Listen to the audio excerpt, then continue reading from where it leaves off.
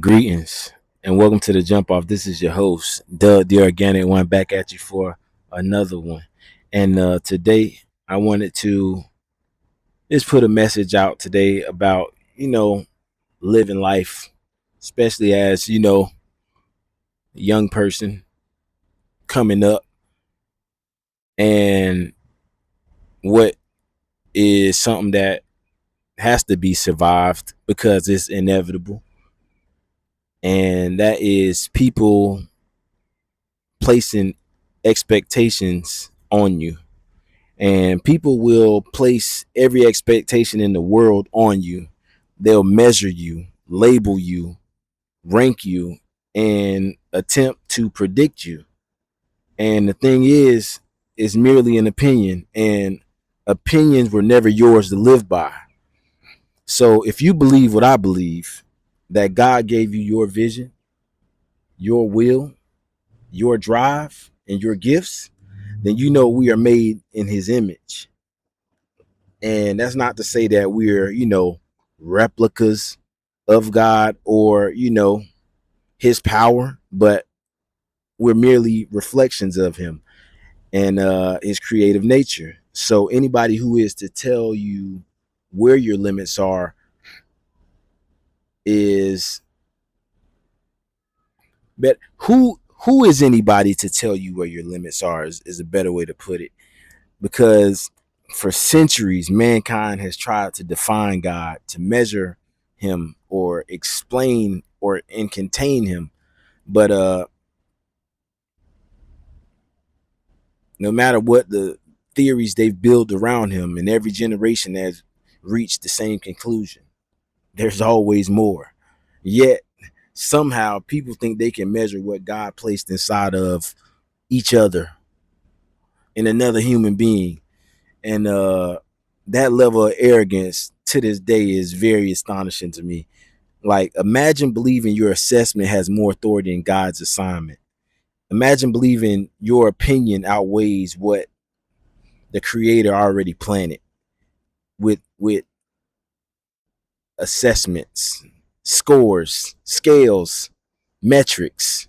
None of them can account for the things that are intangible within us. They can't measure heart. They can simply identify it. They can't calculate obsession. They can't graph your discipline. They can't quantify faith, but they can predict what happens. I think not. When someone decides, I'm not saving anything for the way back, every time you reach another level,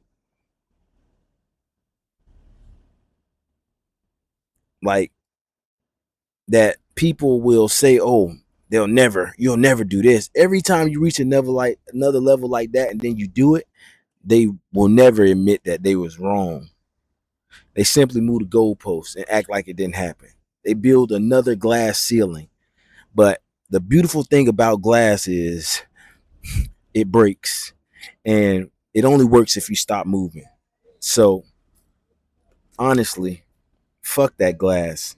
Like, break every ceiling they try to build for you, shatter every expectation that they place on you, leave their limitations scattered across the floor, and let the people who believe that glass could contain you be the ones left picking up the pieces on the floor, on their hands and knees, cleaning up a mess that they created by their own disbelief.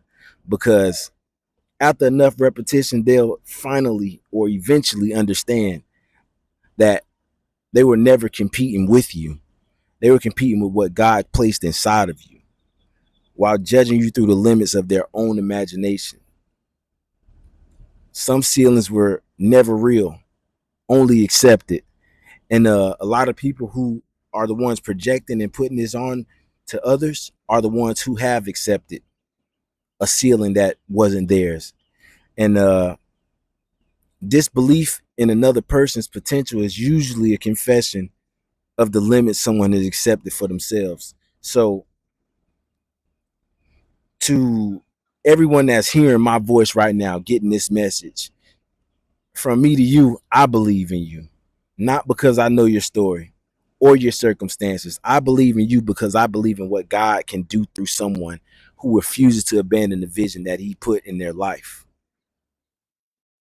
Because I dared, I built, I got up, I kept walking. And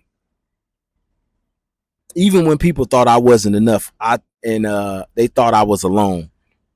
They thought it couldn't be me. It was. they thought